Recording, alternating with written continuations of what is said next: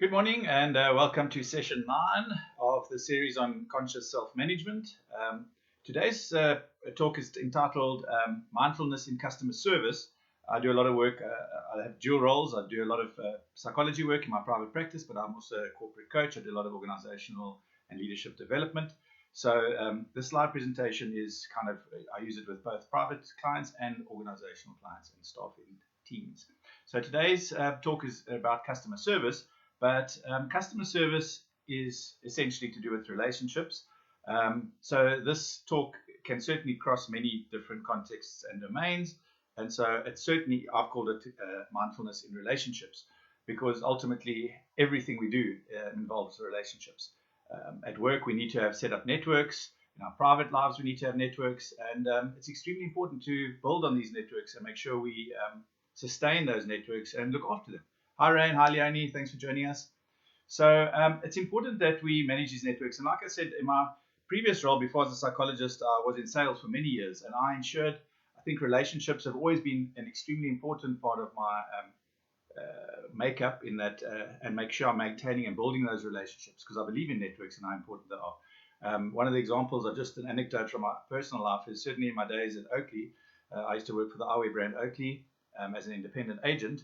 And if I needed something done, it was so important to have those networks working and functioning well. So from the sales manager to the accounts lady that needed to pass the credit application, to the warehouse manager, to the guy who packed the boxes. If I needed something done, I could always ask for a favor because I had relationships across those different roles within the organization. So relationships are key. Hi, Barbara. Thanks for joining us. Hi, Pam. I see a new lady joined us this morning. Welcome. So today's talk, if you see the slide that talks about customer service, of course we're talking about customer service, but we're talking about relationships. So it'll apply to all your relationships, your personal relationships, your family, your extended family, your colleagues, bosses, any relationship that might be in your life. So let's chat a bit about this slide, the first slide that's up on the screen by Roy Williams. It says the first step in exceeding your customer's expectations. Now please, again, just replace customer with your wife, husband, son, daughter, colleague, is to know those person's expectations. Hi, Wendy. Thanks for joining us. Nice to see you here this morning. Carol, thanks for joining. So it's extremely important I'm just seeing there's quite a few joining. So it's quite important to understand those expectations. Now, one of the things that I learned very early on in my life, and again, I just want to share another anecdote from my time when I was about 19 years old. I'd just come out the army. And I started a job at a restaurant called Bruno's, run by Jack Dempsey. Now, in those days, there weren't many restaurants. Certainly growing up as a teenager, there weren't many restaurants, and there certainly weren't any chains. And I think the couple of restaurants were run by hotels, and you'd go there for a buffet. Hi, Gavin. Welcome. Thanks for joining us this morning. So I didn't have much experience in eating out in restaurants. I think we'd eat out once or twice a year. If it was my mother's birthday or maybe my dad's birthday, we'd go out as a teenager. So at 19, I took on a role of wine steward at Jack Dempsey's restaurant, Bruno's. And I had no idea what I was doing, but I winged it, and I was hopeless at what I did. I just stood there and waited for someone to put up their hand, and then I went and served them a drink. And luckily, by the end of the evening, I didn't get fired, but Jack had told the lady in charge of us, the manager, to ask Greg if he knew what this job entailed and what I should be doing. So I had no idea, and of course they told me this, and I ended up working for Jack for another 5 years after that. The lesson I learned in that episode was to ask, what are your expectations? So every time, it doesn't matter what relationship I go into, whether I'm working with groups, and it's certainly part of group process and dealing with clients, is to ask the person, firstly understand what are their needs, what do they want from you, and what are their expectations. If someone comes to me, I always ask, what are your expectations? What do you want to achieve here today? And from that lesson with Jack, had I asked him, what are your expectations of me? I could have said, look, I don't know. What should I do? I had no idea. So please, it's extremely important to find out what are the expectations of people around you. We automatically assume people have certain expectations, and they might assume the same of us. So when you ask someone, what are your expectations of me?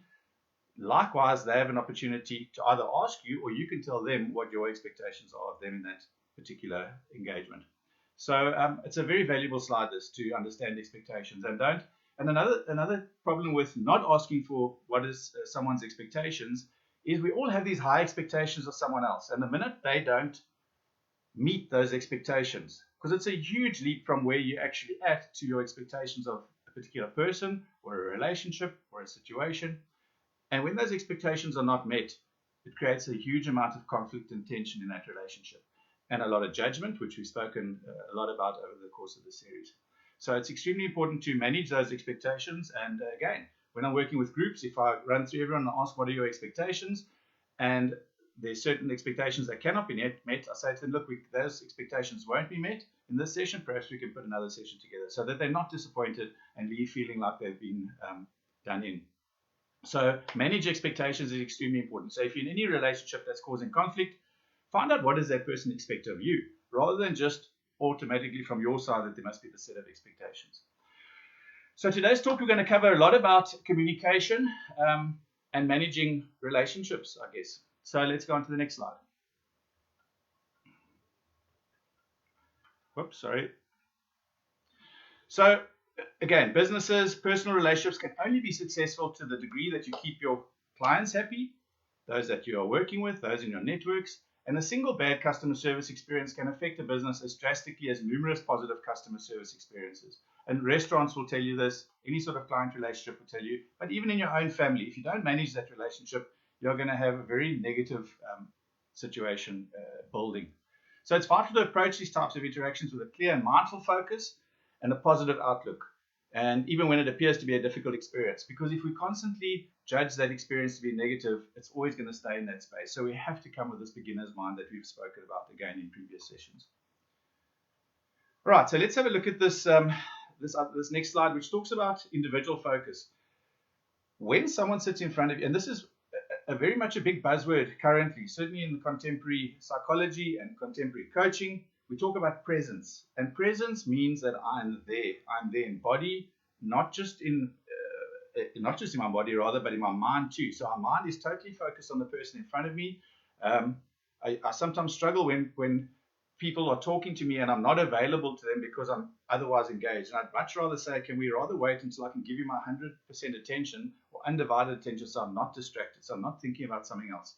So it's extremely important to make sure that the person in front of you, that if there's something important to discuss, that there are no distractions, they're not watching TV in the background or playing on their computer or their cell phones, but that they're engaged. And often if it's important enough, even with my young boys, I say to them, please look me in the eyes. I want you to understand what I'm saying so that you can hear and get it straight from my eyes into your eyes. And I know that you're focused and looking on me and not distracted. So it's extremely important to be individually focused and to be present. Now, this is a very, very important slide. And I think maybe we just move away from the slide firstly before we go to it, because I want to just sort of give a preamble. So active listening is extremely important. From a mindful context, we talk about active listening in terms of conscious listening. So listening consciously, listening and being there and present, again, like I said, that we're not only hearing the words, but we're understanding the person's concerns at a much deeper level that they're trying to get across. There are two things that I'd like to just bring in. One's a poem and something else is just probably a meme that I heard before. And this idea about active listening, and most often when I ask people to tell me about communication, people very seldom bring in the listening part. They always talk about communication as someone conveying a message and having A and B. But it's extremely important that there's a message and that the message gets from A to B. And the only way to know that it's got from B, because that's not successful if it's got to B, the message still has to come back from B to A for successful communication to have taken place. And for successful communication to have taken place, B has to have been actively listening, okay, and engaged and present. Otherwise, they're going to get half a message in a broken telephone. So we call this conscious listening. And another part about this conscious listening is that it's extremely important. I read this somewhere that we have 2 ears and 1 mouth because we're supposed to listen twice as much as we speak. Okay, we need to listen twice as much as we speak. And then there's a very popular poem about a wise old owl, and I'd just like to share that poem with you now. And it goes something like this. A wise old owl sat in an oak. The more he heard, the less he spoke. The less he spoke, the more he heard. Why can't we all be like that wise old bird? And it's an extremely popular and powerful poem that speaks a lot to listening and to active listening and into keeping what you've heard and rather letting other person speak and building your wisdom through listening. So let's go into a few techniques that one can use in order to encourage active listening. Another important reason for active listening is because when you are an active listener, when you are present and the person feels that they're valuable enough because you're listening to them, we're going to move into on the next slide is about building rapport. Active listening will assist you greatly in building rapport. And building rapport is about how do we develop a relationship or a stronger relationship with someone else. So again, when someone's talking to you, use encourages, but use them minimally. Don't keep saying these kind of things, but encourages would be like, yes, cool, please go on, tell me more about that. So those would be encourages. Then something else that we talk about is reflective listening. Now, reflective listening is simply repeating back what the person said to you. And just with the previous one, you don't want to keep going, yeah, move on, because it makes you sound like you're getting bored. With reflective listening is repeating back exactly what the person has said to you. So if someone says to you, I need you to do this, I need you to go buy some bread, oh, you'd like me to buy bread, you repeat back exactly their words that they've said. So don't do it in a parrot fashion, but keep repeating it sort of during the course of the conversation, because it also means that the message is getting across.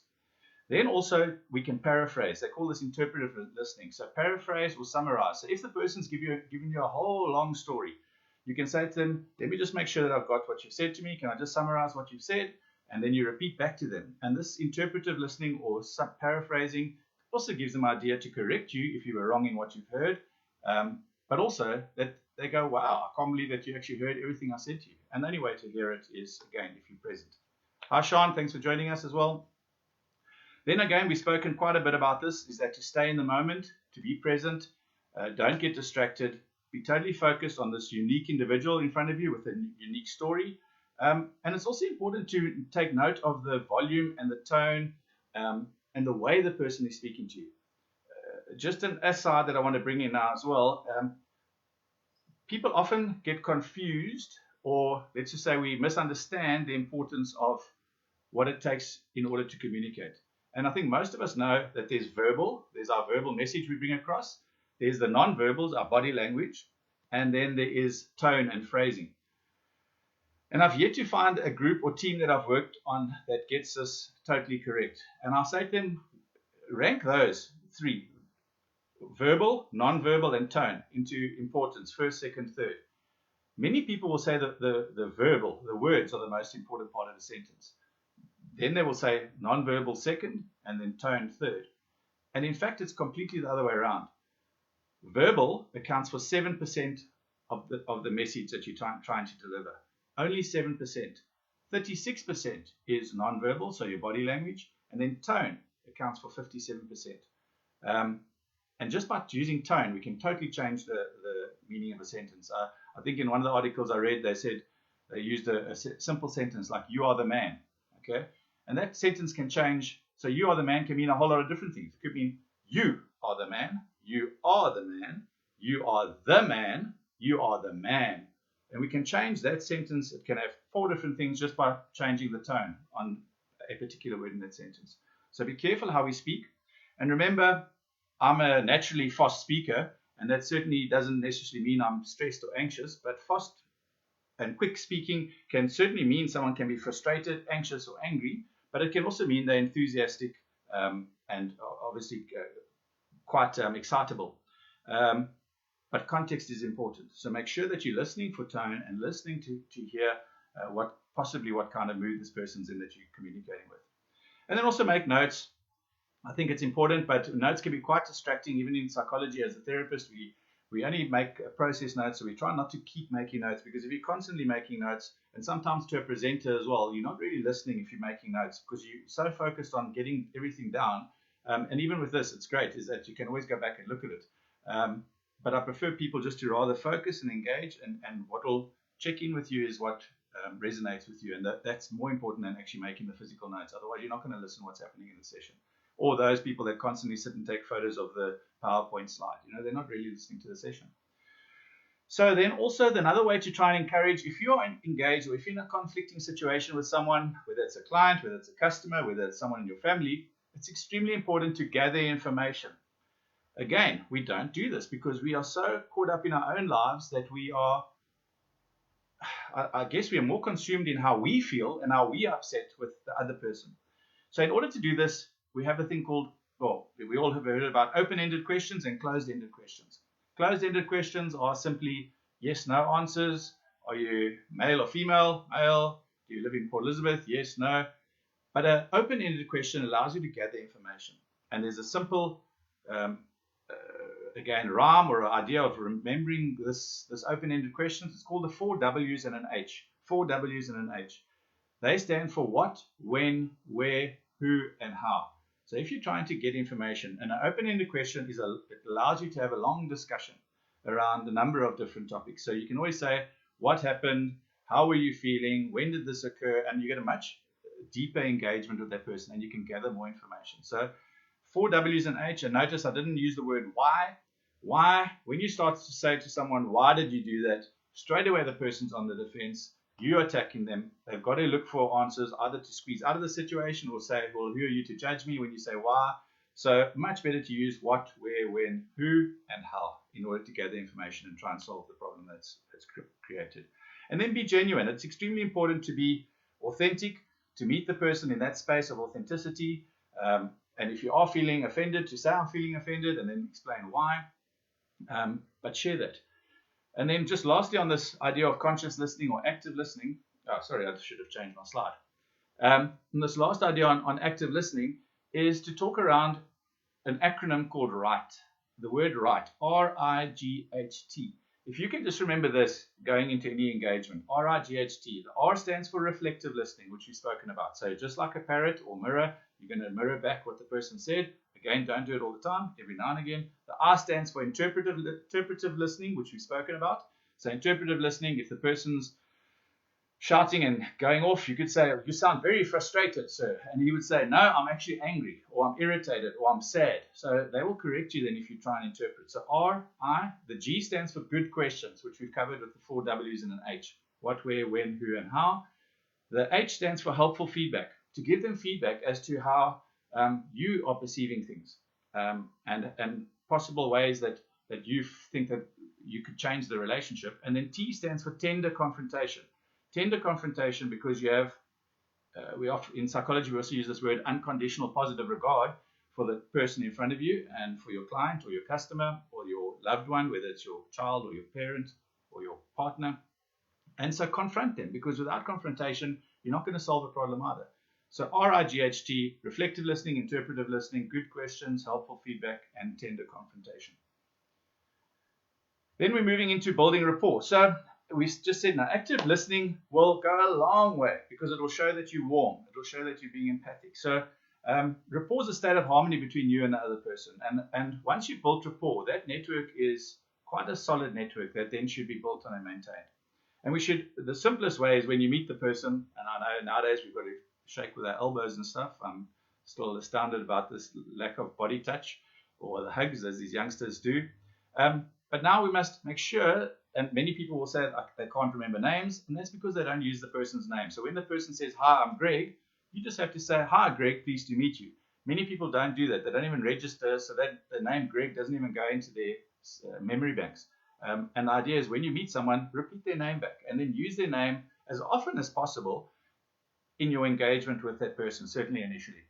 And rather err on the side of using it too many times, even though it will be a bit strange, but people like to hear their name. I don't think there's one person on this planet that doesn't like their name mentioned a number of times in a conversation. And when someone mentions your name, it means they respect you. You've had that name since you were born. So a name is extremely important to people. And then have a smile in your voice when you're talking. So when you're talking, they talk about smiling from behind your eyes. So when you're smiling from behind your eyes, there might be a playfulness in you. There'll be a different body language that's coming across. And it also, again, it goes a long way. But a fake smile will communicate sarcasm. So, when you get this kind of Cheshire grin and someone's telling you something, it will convey a whole different message. Use we language a lot. I think we language is extremely important because the minute you're talking about we, it's no longer I and you. But it becomes we because it's a team. So any relationship becomes a collaborative a group or a grouping or a team or a collaborative system, let's call it that. And then rather use non-threatening icebreakers or small talk. So even in my psychology practice or in a coaching session, you have the coaching hour. We start chatting about the weather, how's things, what's going on, talk a bit about COVID, what's happening, and then we do our work in the middle. So it's a bit of like an inverted bell curve, but the curve goes up, and then we start to do a bit of chit chat at the end. So it's important to do an icebreaker or just chat about something not deep enough, and then go into the deeper stuff at the later level. And then we can also do, just again, I repeat again, be honest and genuine. Let the person know exactly how you're feeling. Speak with an even pace.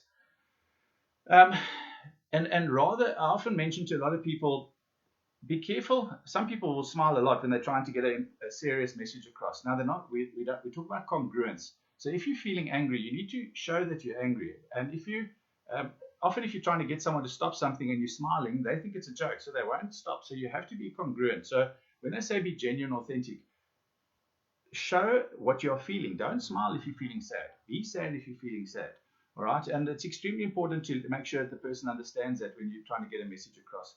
And be careful of your voice going into a higher tone, like a higher pitch, because the minute it goes into a higher pitch, again, to the other person, it symbolizes something else. It either symbolizes like you're moaning, or you're whining, or you're nagging. So as with newsreaders, the minute they start talking, I was listening to, there used to be a morning show on our local radio station, and I would hear these people talking, and a lot of the people spoke in high tones. But the minute they started reading the news, they would drop their tone to a lower tone, and then they would talk in this tone.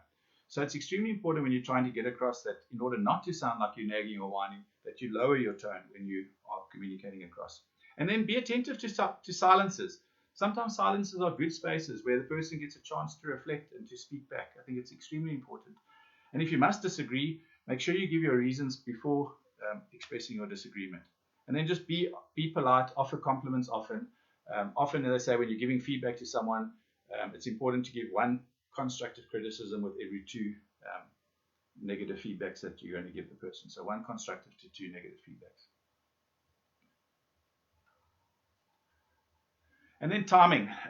Timing is everything. If we don't say the right thing at the right time, and often I've been challenged sometimes by certain individuals that I've been coaching, why didn't I say this to their boss or to their colleagues? And there's a right time for everything, and one's got to be very careful. Some people can be moody in the mornings, and you don't want to be discussing anything with that person in the morning. Rather wait till they've had their cup of coffee and they've woken up properly before you bring up a contentious topic. And we all have our time, so even for you. So it's best for you to discuss something with someone when you are also in that correct space. Something else about timing that I learned also in my early 20s is that when you make a phone call to someone, and I'm just throwing this in here, please understand, because this lesson's stuck in my head. When you're phoning someone at your leisure. So you've got 5 minutes in your day, or 1 minute, or 10 minutes, or an hour. I'll never forget, my mom used to always, in the old days with those proper phones, those landlines, she would light up a cigarette and then make her phone call. So you in this relaxed space when you make your phone call to the other person, that other person might not be in the same space you are. They could be standing at a shopping till, they could be in an argument with someone in front of them. So always ask, are you available? Are you free to take my call right now? And if it's a long call, how much time have you got for me? Have you got 1 minute, 5 minutes, 10 minutes? And that puts that person, and it shows that you're respecting them and you're empathic enough to understand that they're also important, and it's not just because you're available and ready to chat. So timing is extremely important. So just to end off for today on our case study, so Brian worked at a cellular phone store in a shopping center, and he loved chatting with his customers. He loved his job, he liked interacting with them, and he liked turning angry customers into, because he realized they weren't actually moaning at him, they were moaning about the company. So he didn't take things personally. He had done some mindfulness training. And then one morning, this customer comes in and said that his phone had stopped working and he needed to get a phone that he could borrow, please, just as soon as possible. So normally Brian would start having some chit-chat and talking about the weather, maybe telling a joke, do some icebreakers. But then he noticed this chap Herman's body language, and he decided this probably wouldn't be the best approach because the guy looked a bit tense. He looked like he was carrying quite a bit of weight on his shoulders. Looked like he really wasn't interested in chit-chatting, had been looking at his watch. So Brian was aware that he was watching for nonverbals and listening to the guy's tone and body language. So he quickly just went through without having to chit-chat. He just said hi, and just went through all the computer, found out the stuff, got the guys a phone. When he looked through the phone and the details on the customer, he realized that this chap's mother had died recently, and he was obviously in a rush to get out. So this chit-chat wouldn't have worked. And he quickly gave him his phone. Herman thanked him and got the guy on his way. And he had got himself a client for life because he hadn't bothered to make some idle chit chat when this guy was not in the mood to have any chit chat. So it's extremely important to do timing, and again, to be empathic enough to monitor the person that you're speaking with. So thanks again for joining me. Thank you to everyone that's joined me. Please, again, make any comments that you want in the column. If you're watching this video, please just say how's it, so I know that you've checked in. Share it with anyone else if you think they might be interested. And yeah, tomorrow we're going to talk about some leadership traits and different styles of leadership. All right. Thank you, and we'll see you tomorrow.